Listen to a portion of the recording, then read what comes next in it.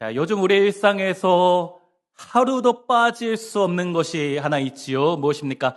택배입니다. 택배. 집에서 주문하면 바로 다음 날 도착하는 거예요. 저도 어제 저희 아들 사주려고 어젯밤 11시에 주문했는데 오늘 아침에 도착해 있더라고요. 참 살기 좋은 나라입니다. 지난주에도 이야기한 것 같은데 우리나라처럼 살기 좋은 나라가 없는 것 같아요. 그런데 천국에는 2개의 거대한 물류 택배 창고가 있다라고 합니다. 첫 번째 창고는 청구서를 보관하는 곳이에요.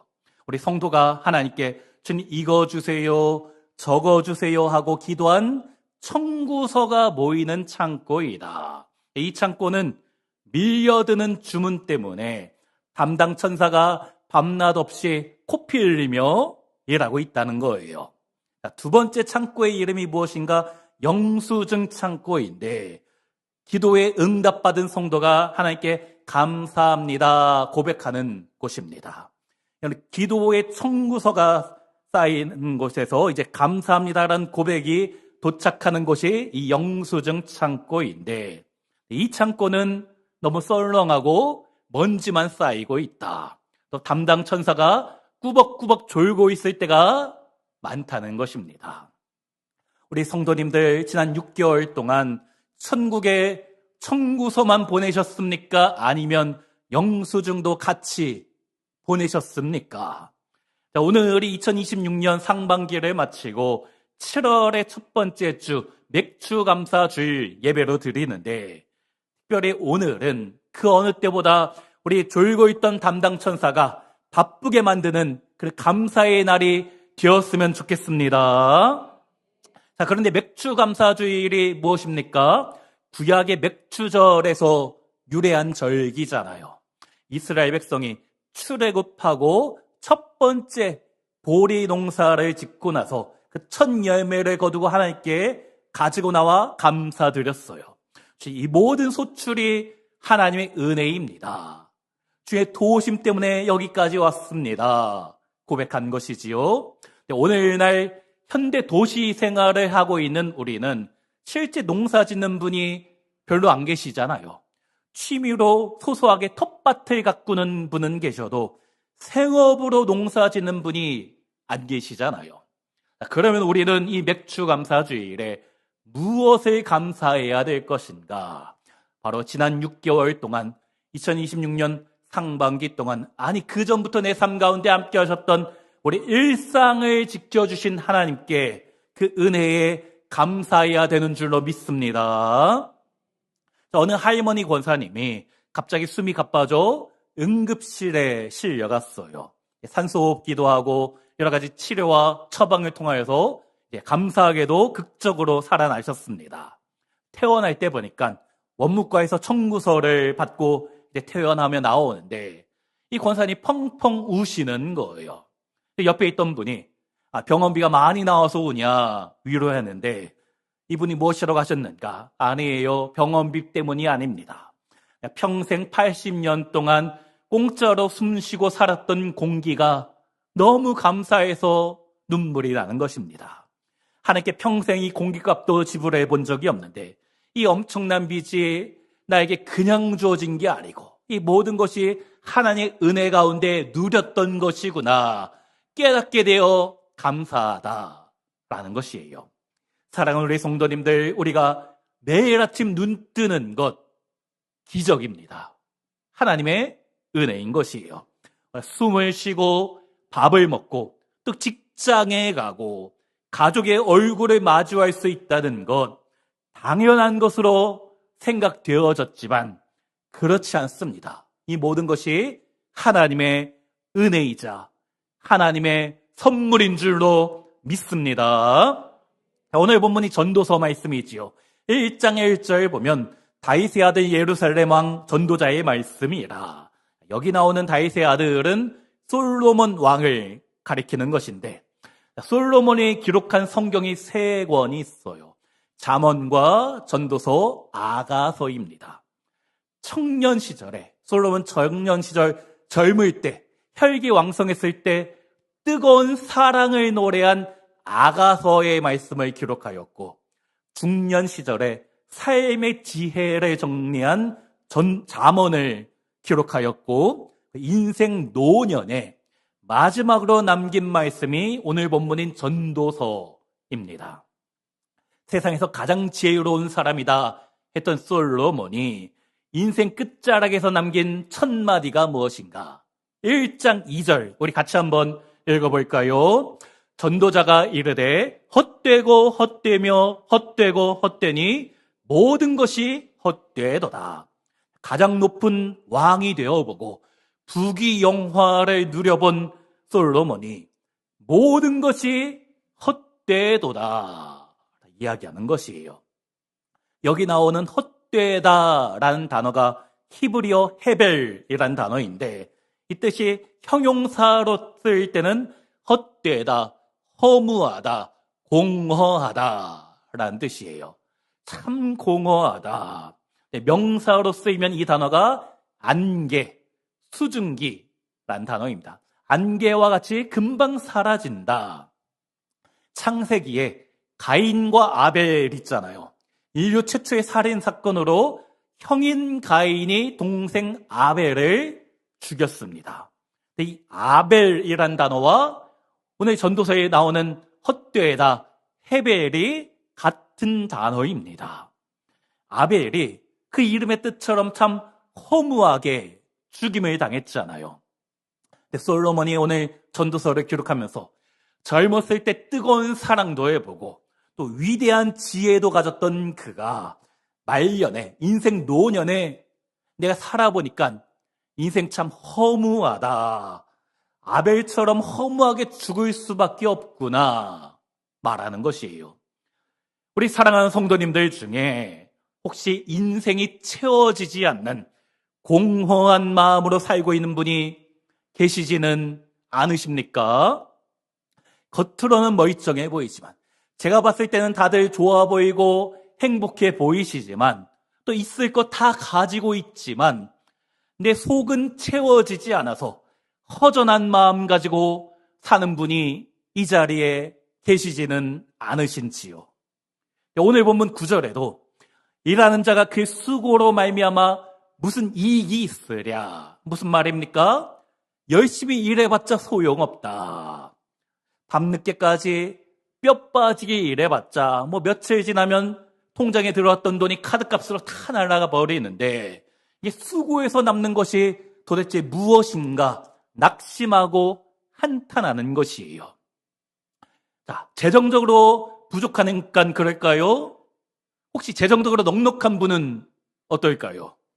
그들도 똑같습니다. 오늘 본문에 기록한 솔로몬이 누구입니까? 막대한 돈을 벌어본 사람이에요.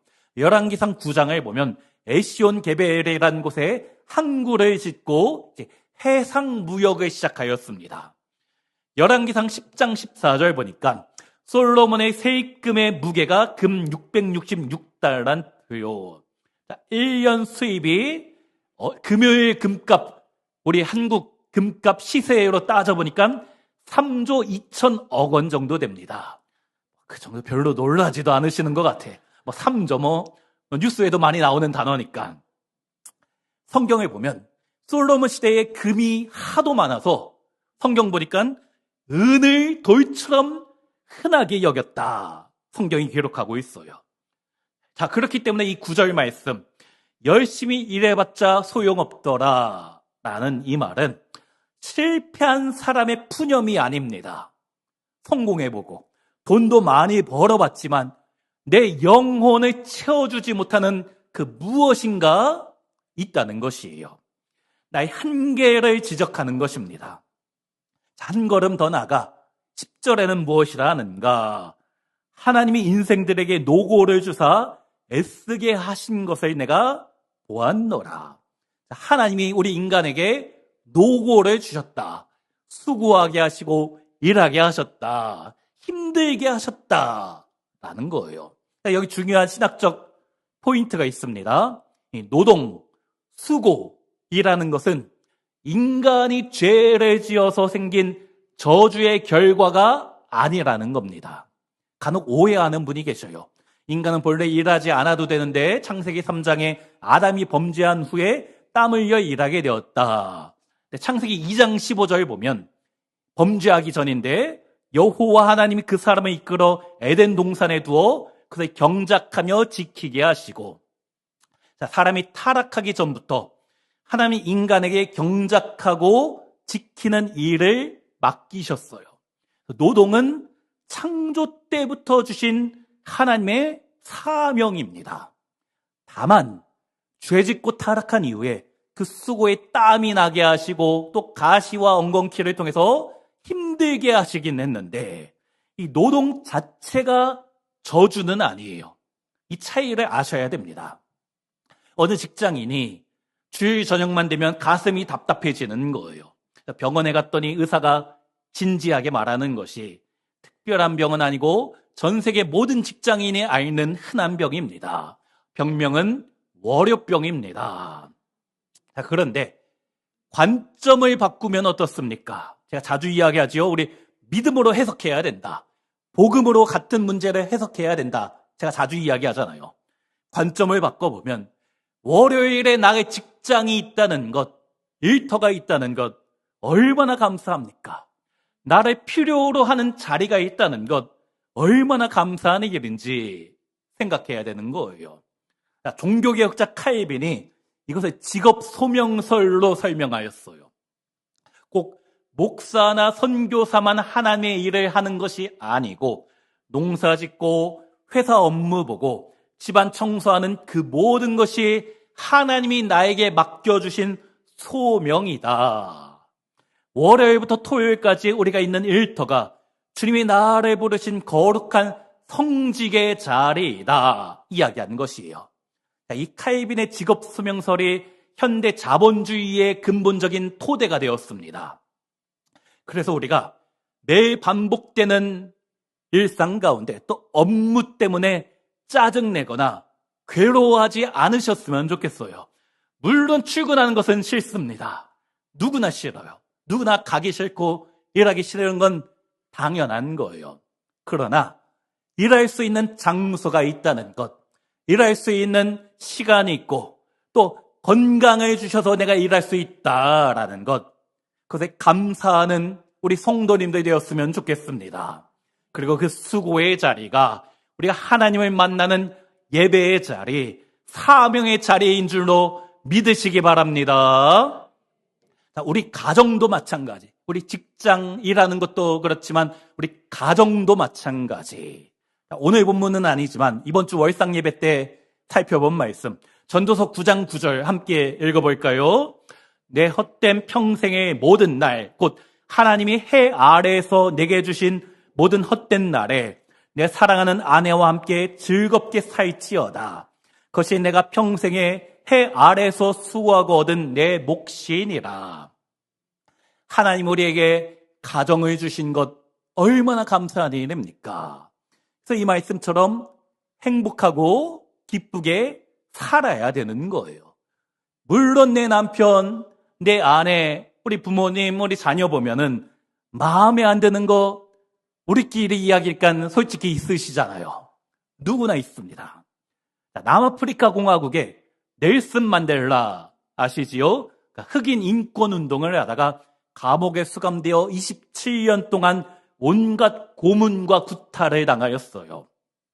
그리고 결국 석방이 되고 대통령이 되었는데 모든 사람이 생각했죠. 이제 만델라가 복수할 것이다. 어떻게 했는가? 그 무엇이라고 했는가? 잊지 말자.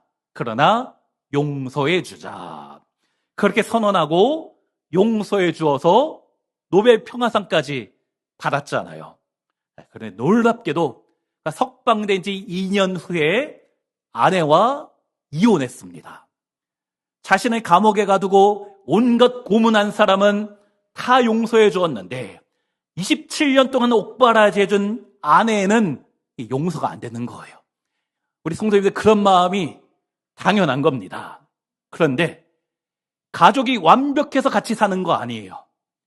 주님이 나에게 주신 생명의 울타리이기 때문에 서로 용서하고 감사하고 함께 즐거워하며 행복하게 살아야 되는 줄로 믿습니다.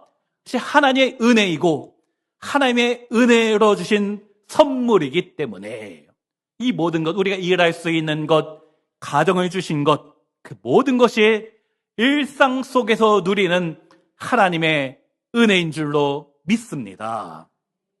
자, 또 13절에 무엇이라 하는가? 같이 한번 읽어볼까요? 사람마다 먹고 마시는 것과 수고함으로 낙을 누리는 그것이 하나님의 선물인 줄도 또한 알았도다. 무엇이 하나님의 선물입니까? 먹고 마시고 수고하고 그 수고를 통해 낙을 누리는 것, 모든 것이 주님의 선물이다. 우리는 불치병이 낫거나 사업이 대박 나거나 자녀가 좋은 대학 가고 좋은 직장에, 남 부러워하는 직장에 취업하면 하나님께 응답받았다 생각합니다. 요즘 사자 직업보다 하이닉스 취업하는 걸 더 좋다라고 하잖아요. 근데 오늘 본문은 우리가 매일 밥을 먹을 수 있는 것, 물을 마실 수 있는 것, 그리고 내가 할 수 있는 일이 있고 그 뒤에 작은 보람을 느끼는 것, 모두 다 하나님의 선물이다. 의학적으로 보면 사람의 음식을 먹고 또 맛을 느끼며 소화하기 위해서는 수백, 수천 가지의 우리 자율신경이 움직여야 되고 우리 장기가 한치의 오차도 없이 작동해야 먹을 수 있고 마실 수 있고 맛을 느낄 수 있다라고 이야기합니다. 이 중 하나만 고장나도 먹을 수 없어요. 숟가락을 쥘 수 없는 것입니다. 고통스럽기 때문에. 또 누군가는 먹고 싶어도 장기가 망가져서 먹지 못하고, 누군가는 함께 먹을 가족이 없기 때문에 외로워하고, 누군가는 마음이 힘들고 아파서 도저히 밥을 넘길 마음조차 생기지 않는데, 그것을 할 수 있다는 것이 오늘 주님이 나에게 주신 선물이다. 또 오늘 우리가 이렇게 교회에 나와 예배 드릴 수 있는 것도 주님의 은혜입니다. 또 예배 후에 우리 예배 마치고 우리 밑에 내려가서 함께 식사할 수 있는 것도 주님 주신 선물이에요. 그런 말이 있죠. 오늘은 어제 세상을 떠난 누군가가 그토록 바라던 하루이다. 오늘은 어제 죽은 사람이 그토록 간절히 바라던 하루인데 우리는 이것이 얼마나 감사한 일인지 모를 때가 너무 많아요. 그러므로 너나 평범한 것 같은 일상, 먹을 수 있고 마실 수 있는 것, 그리고 이 일상의 행복을 누릴 수 있는 것, 그 모든 것이 주님 주신 선물이기 때문에 우리가 감사해야 되는 줄로 믿습니다. 선물이 무엇입니까? 내가 당연히 받아야 하는 것이 아니에요.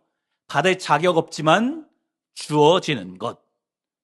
근데 우리는 하나님의 은혜를 권리처럼 생각할 때가 많습니다. 왜 나한테 이런 게 없습니까?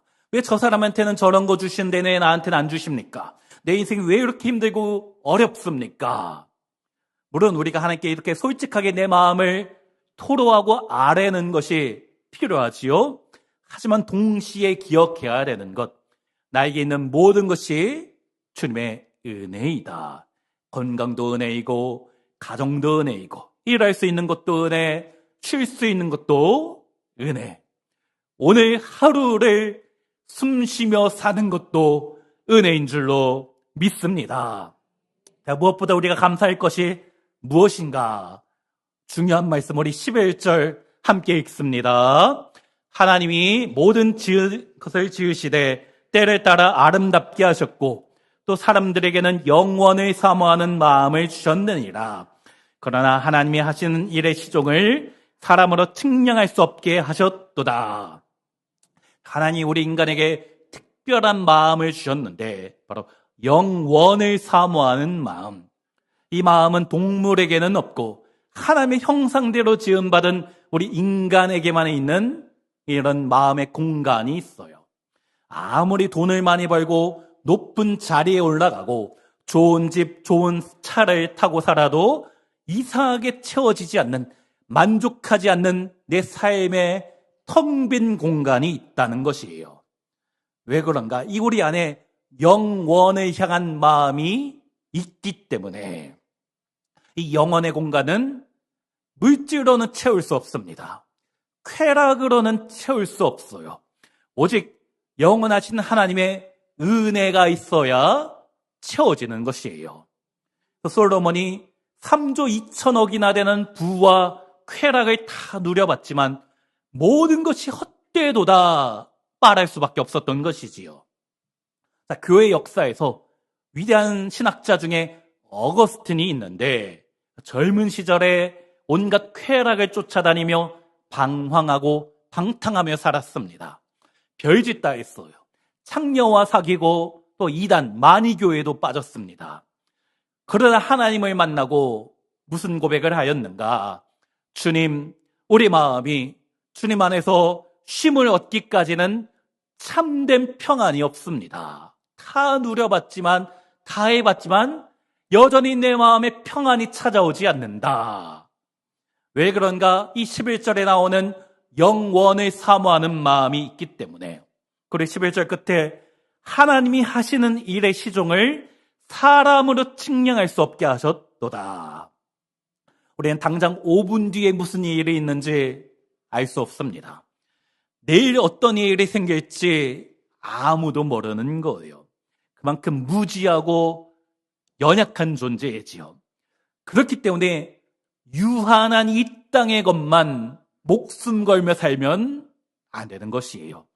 영원한 하나님 나라 천국을 소망하며 살아야 되는 것입니다. 그리고 이 영원을 사모하는 마음이 있을 때 우리 일상의 사소한 것으로부터 일에 회비하지 않고 감사하며 살 수 있는 줄로 믿습니다. 사랑하는 우리 성도님들, 이런 영원을 사모하는 마음 가지고 이 예배 자리에 기대하며 나오셨지요? 예배할 수 있는 것이, 은혜 구할 수 있는 것이, 찬양하며 기도할 수 있는 것이 얼마나 감사한 일인지. 몇 년 전에 코로나 시기를 지날 때 우리 한국 교회도 그렇고 미국 교회도 그랬고 유럽 교회, 전 세계 교회가 문을 닫고 제한적으로 예배드렸습니다. 그나마 우리나라는 IT가 발달되어서 온라인 예배라도 드렸지, 다른 외국의 나라는 예배가 아예 중단된 곳도 많이 있어요. 그때 우리가 깨닫게 된 것이 무엇입니까? 친구들 만나 마스크 없이 수다 떨 수 있다는 것, 식당 가서 편하게 밥 먹을 수 있다는 것, 또 주님 앞에 나와 마음껏 예배하며 찬양할 수 있다는 것, 이것이 얼마나 감사한 일인지, 당연했던 일상이 얼마나 소중한 것이었는지 깨닫게 하시려고 그런 코로나 고난을 허락하셨던 것이잖아요. 사실 그때는 이해가 안 됐죠. 하나님, 예배 드려야 되는데 왜 예배를 못 드립니까? 왜 성도 없이 우리 목회자만 나와서 온라인으로 예배를 송축해야 됩니까? 그때는 이해가 되지 않았는데 돌아보니까 예배가 이렇게 소중한 것인 줄 깨닫게 하시려고, 또 하나님 앞에 마음껏 나올 수 있다는 것, 얼마나 감사하며 기쁜 일인지 알게 하시려고 알곡과 가라지를 나누는 그런 믿음의 과정이었잖아요. 우리 그런 은혜 생각한다면 어떻게 살아야 됩니까? 감사해야 되지요. 또 12절에 무엇이라 합니까?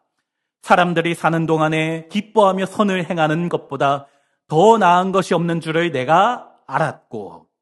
인생의 허무함, 헛됨을 이야기하던 솔로몬이 우리에게 무엇이라는가? 기뻐하라. 주님으로 인하여 기뻐하라. 또 선을 행하라. 하나님 나라 위하여 선을 행하며 살아가라. 이거보다 좋은 게 없다 이야기하는 것입니다. 이 성경이 말하는 기쁨은 아무 문제가 없어서 생기는 감정이 아닙니다. 나의 상황과 환경을 초월해서 주님을 신뢰하는 것이에요. 아파도 질병이 있어도 감사하고 기뻐할 수 있습니다. 돈이 있어야지만 기뻐할 수 있는 것이 아니에요. 물질이 넉넉해야지만 감사하는 것이 아닙니다. 진짜 믿음은 무엇인가? 내 손에 가진 것이 많기 때문에 기뻐하고 감사하는 것이 아니라 문제보다 크신 하나님이 나의 아버지가 되심을 믿기 때문에 기뻐하고 감사하는 것이에요. 그렇기 때문에 감사가 믿음의 분량입니다. 내 믿음의 크기가 어느 정도 되는지 어떻게 알 수 있는가? 내 안에 감사와 기쁨이 있는가 그렇지 않은가? 특별히 어려울 때 알 수 있어요. 평안할 때는 내 믿음이 얼마 정도 되는지 알 수 없습니다. 힘들 때 여전히 하나님으로 인하여 기쁨이 있는가? 여전히 주님 때문에 감사할 수 있는가? 그것이 나의 믿음의 척도가 되는 것입니다. 그리고 이 기쁨과 감사는 나의 일상으로부터 시작되는 것. 지극히 작은 것에 대하여 기뻐하고 감사해야 되는 줄로 믿습니다. 영국의 유명한 주석가였던 매튜 헨리 목사님이 있었어요. 이분이 어느 날 밤에 길을 가다가 강도를 만나 지갑을 다 빼앗겼습니다. 보통 사람 같으면 어떻게 해야 됩니까? 낙심하고 원망해야 되잖아요. 아니 하나님, 내가 목사인데 나 주님 위해서 일하고 있는데 내가 왜 강도 만나야 하고 지갑째 다 뺏겨야 됩니까? 불평할 법한데 그 목사님이 그날 밤에 일기장에다가 4가지의 감사의 제목을 적었습니다. 첫째, 전에는 이런 일을 한 번도 당하지 않았는데 이제서 처음 한 번 겪게 하셨으니 주님 감사합니다. 두 번째, 강도가 내 지갑은 가져갔지만 내 목숨은 빼앗지 않았으니 감사합니다. 셋째, 내 지갑 속에 있던 돈이 그리 많지 않아 감사합니다. 많았으면 억울했을 텐데. 네 번째, 가장 감사한 것은 내가 강도를 당한 자가 되었지, 남의 것을 훔치는 강도가 되지 않아서 감사드립니다. 이야기했지요. 우리의 삶은 관점의 문제다. 믿음으로 같은 상황을 어떻게 해석하느냐. 감사는 환경의 문제가 아니고 해석의 문제이고 믿음의 문제인 것이에요. 믿음의 눈을 들면 내가 잃어버린 것을 중에서도 감사의 조건을 얼마든지 찾을 수 있기 때문이지요. 그러므로 오늘 우리에게 이러한 믿음의 눈이 떠지시기를 주의 이름으로 축원합니다. 영어에 present라는 단어가 있지요. 무슨 뜻인가? 현재라는 뜻입니다. 현재. 같은 단어가 다른 의미도 있는데 선물이에요. 우리의 현재, 우리의 오늘, 우리의 일상은 하나님이 주신 선물입니다. 그것을 깨닫게 되면 불평과 원망이 아닌 감사와 찬양을 할 수 있는 것이에요. 2026년의 절반을 다 보내고 새로운 절반을 시작하는 맥주감사주일입니다. 지난 6개월 동안 어떤 일이 있으셨습니까? 왜 나한테 이런 일이 생겼는지, 왜 나한테 이런 질병이 찾아왔는지, 왜 하는 일이 다 잘 안 되지 않고, 왜 기도하였는데 여전히 이대로인지 하나님께 불평하며 원망할 수도 있을 것이지요. 그런데 매일 아침 눈을 뜰 수 있다는 것, 큰 사고 없이 일터에 나갈 수 있다는 것, 가족이 한 집에 모여 잠을 잘 수 있다는 것, 이 모든 평범한 일상이 사실은 하나님이 주신 가장 위대한 기적의 선물인 줄로 믿습니다. 그리고 이 맥주, 작은 보리를 수확한 것에 감사하면, 이 감사가 쌓이고 쌓이면 하나님의 때에 추수감사라는 더 큰 감사의 것이 우리 삶 가운데 반드시 찾아오게 될 줄로 믿습니다. 그러므로 나에게 주어진 하루, 이 하루 현재를 소중히 여기며 매 순간 먹고 마실 수 있는 것, 일터를 주시고 가정을 주시고 건강을 주신 하나님의 찬양하고 또한 기쁨으로 선을 행하며 살아가시는 우리 모든 성도님들 되시기를 주의 이름으로 축원합니다. 감사 가운데 하나님께서 더 큰 일을 해주실 줄로 믿고 작은 감사를 통해서 하나님께서 더 큰 감사를 주실 그 주님을 믿고 날마다 감사 가운데 기쁨 가운데 살아가시는 우리 모든 성도님들 되시기를 주의 이름으로 축원합니다.